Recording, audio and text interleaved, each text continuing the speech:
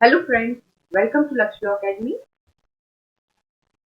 I hope कि आप सभी अपने अपने घरों में स्वस्थ होंगे एवं सुरक्षित होंगे। आज के इस वीडियो में हम डिस्कस करने वाले हैं कंप्यूटर। एमपी सिविल जज के एग्जाम में जैसा कि अभी तक हमें पता है कि लॉ का क्वेश्चंस आते हैं, कंप्यूटर्स के क्वेश्चंस आते हैं, इंग्लिश के क्वेश्चंस आते हैं एंड जनरल नॉलेज के क्वेश्चंस आते हैं। तो जनरल नॉलेज की सीरीज ऑलरेडी हम लोग चला रहे हैं हमारे चैनल पर, आप लोगों को पता होगा। एमपीजीके की सीरीज एक अलग चल रही है और इम्पोर्टेंट बुक्स एंड ऑथर्स, ये इस नाम से भी एक सीरीज हम लोग चला रहे हैं, जिनसे हमारे एग्जाम में क्वेश्चंस आने की संभावना बहुत हद तक होती है। तो अब मैं आपके लिए कंप्यूटर की सीरीज भी स्टार्ट कर रही हूँ, तो चैनल में जुड़े रहें। अगर आप पहली बार चैनल देख रहे हैं तो सब्सक्राइब बटन को प्रेस करें और बेल आइकन पर प्रेस करें ताकि आपको आगे आने वाली वीडियोस की नोटिफिकेशंस मिलती रहे। तो जैसा कि आप लोगों को पता है कि हमारे एमपी सिविल जज का जो एग्जाम होता है उसमें कंप्यूटर से रिलेटेड 10 नंबर के क्वेश्चंस आते हैं, 10 क्वेश्चंस आते हैं, 10 नंबर्स के होते हैं। तो चलिए हम स्टार्ट करेंगे अपनी सीरीज को। इसको आज ही हमारा फर्स्ट लेक्चर है कंप्यूटर्स का, तो देखते हैं हम इसे। तो देखते हैं हम सबसे पहले सिलेबस देखेंगे कि कंप्यूटर में हमें क्या क्या जो है पढ़ना है। तो जैसा कि आपको स्क्रीन पर दिख रहा होगा कि सबसे पहले हमारा जो फर्स्ट पार्ट होता है कंप्यूटर में जिसे हमें कवर करना होता है वो होता है फंडामेंटल्स ऑफ कंप्यूटर। देन उसके बाद आपका आ जाता है एमएस ऑफिस। देन उसके बाद आपको कवर करना है ऑपरेटिंग सिस्टम। देन उसके बाद आपको कवर करना है internet and its usage. Then shortcut keys. Then full forms.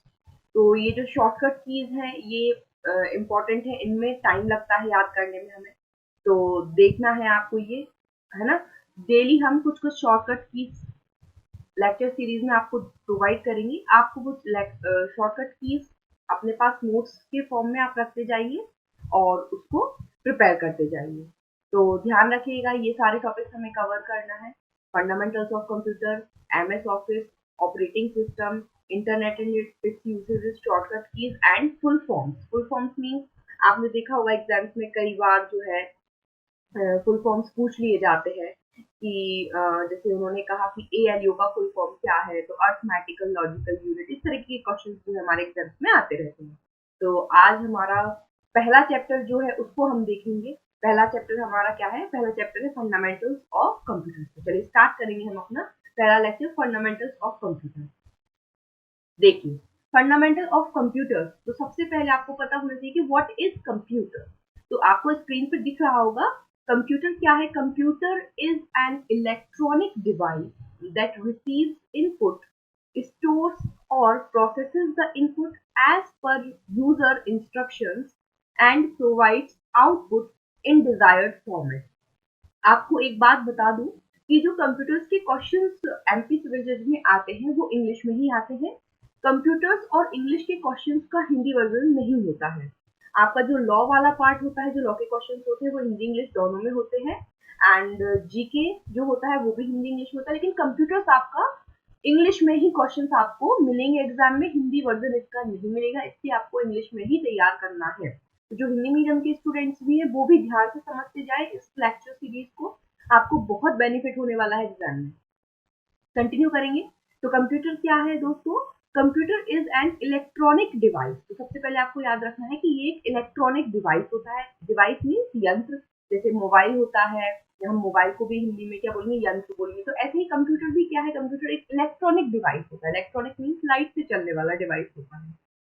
ये करता क्या है? ये इनपुट जो है रिसीव करता है। इनपुट मीन्स आपने देखा होगा कंप्यूटर में कीबोर्ड होता है, लैपटॉप में कीबोर्ड होता है, हम कुछ भी टाइप करते हैं तो वो जो हम टाइप कर रहे हैं वो क्या होता है? जो भी हमने टाइप किया तो वो होता है इनपुट। ठीक है, एक जनरल भाषा में तो वो क्या होता है? इनपुट। जो भी हम टाइप करके कंप्यूटर पर सेंड करते वो होता है इनपुट। तो इस इनपुट को, तो ये कंप्यूटर क्या करता है? इनपुट लेता है और उसको स्टोर करता है अपने पास। क्या कर लेता है? स्टोर कर लेता है मेमोरी में।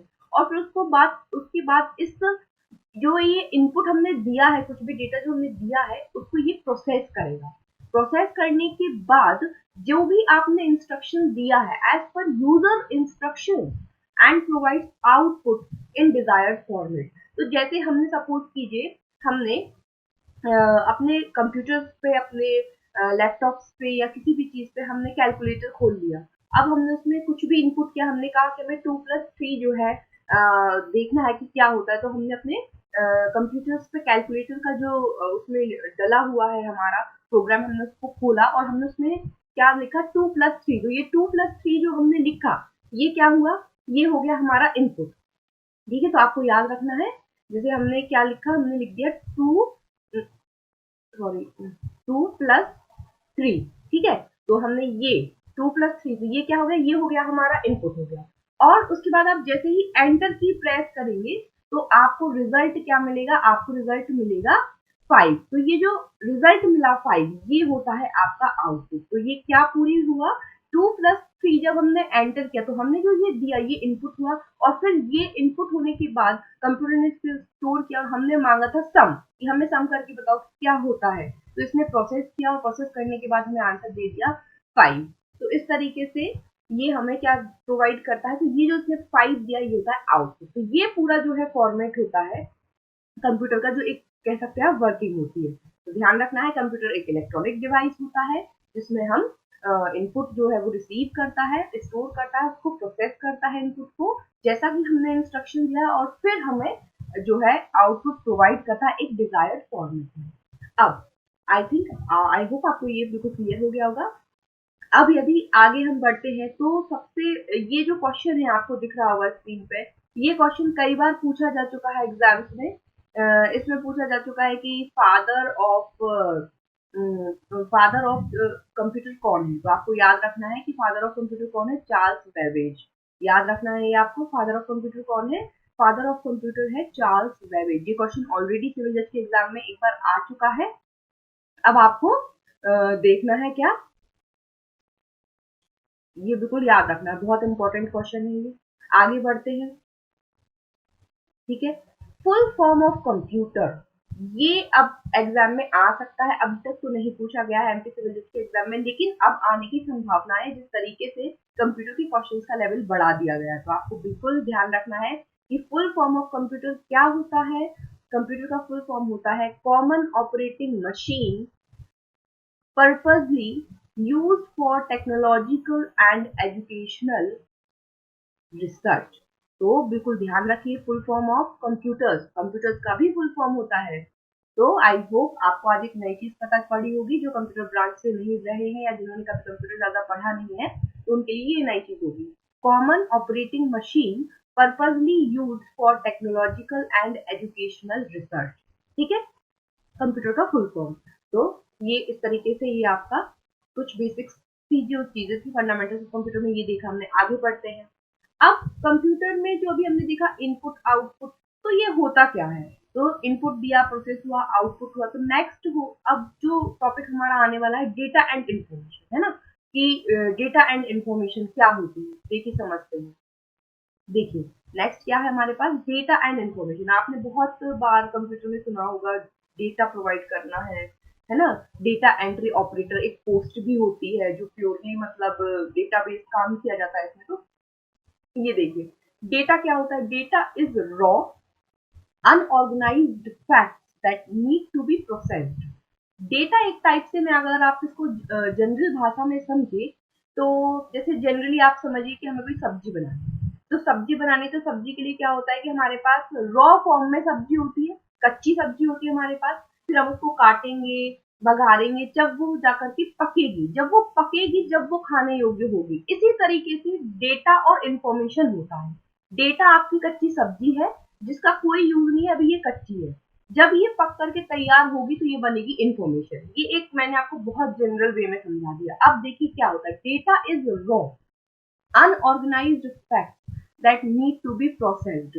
डेटा एक रॉ है, मींस आपका रॉ मटेरियल है, अनऑर्गेनाइज्ड मैनर में है, मतलब ये बिल्कुल ऑर्गेनाइज्ड नहीं है, ऊपर नीचे आड़ा टेढ़ा तरीके से कुछ भी आपको एक आपको कुछ डेटा दे दिया। जैसे सपोज करिए, इसमें एक एग्जांपल है, each student test score in one piece of data. आप किसी स्कूल में पढ़ाते हैं, टीचर्स हैं, और आपके प्रिंसिपल ने आपसे कहा कि मुझे जो जितने भी बच्चे हैं उनके उनका जो भी स्कोर आया है टेस्ट का उसका डेटा प्रोवाइड कीजिए। तो मैम ने क्या किया कि जितने भी बच्चे हैं उनका सबका नाम लिखा, उनके टेस्ट के स्कोर लिखे और दे दिए। ना उन्होंने उसको सिस्टमेटिक अरेंज किया, मतलब उन्होंने रोल नंबर वाइज नहीं लिखा, या कभी-कभी आपने देखा होगा कि जैसे ए नाम से आने वाले जो स्टूडेंट्स हैं पहले उनका नाम है, बी नाम से आने वाले स्टूडेंट्स उनका बाद में नाम है, सी नाम से, इस तरीके से भी अरेंज नहीं किया, अल्फाबेटिकल भी अरेंज नहीं किया, नंबरिंग नहीं डाली, बस उन्होंने नाम लिखा आगे पीछे और स्कोर लिख करके दे दिया, ना क्लास डाला कि किस क्लास का है, ये किस क्लास का है, बस उन्होंने मिक्स करके दे दिया। तो ये क्या है? ये डेटा है जिसका कोई मीनिंग नहीं है, अनऑर्गेनाइज्ड फैक्ट है ये, है ना, सिर्फ उन्होंने कलेक्शन करके दे दिया कि ये नाम है, ये स्कोर है।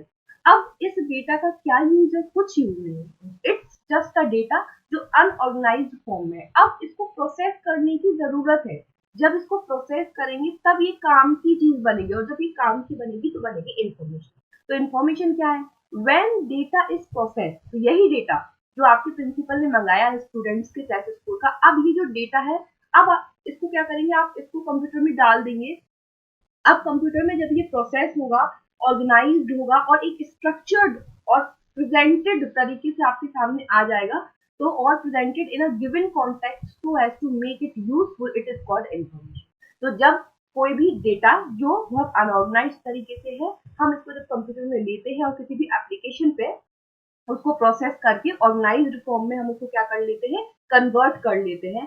तो जब वो ऑर्गेनाइज्ड फॉर्म में एक स्ट्रक्चर्ड फॉर्म में हमारे पास आ जाएगा, तो वो बन जाएगा इंफॉर्मेशन। जैसे आपके पास डेटा है और आपने उसको एक्सेल शीट पे डाला, तो जैसे आप उसको एक्सेल शीट पे डालेंगे और उसमें कमांड्स वगैरह देंगे और आप उसको एडजस्ट करेंगे, तो वो आपका एक ऑर्गेनाइज्ड डेटा बन जाएगा।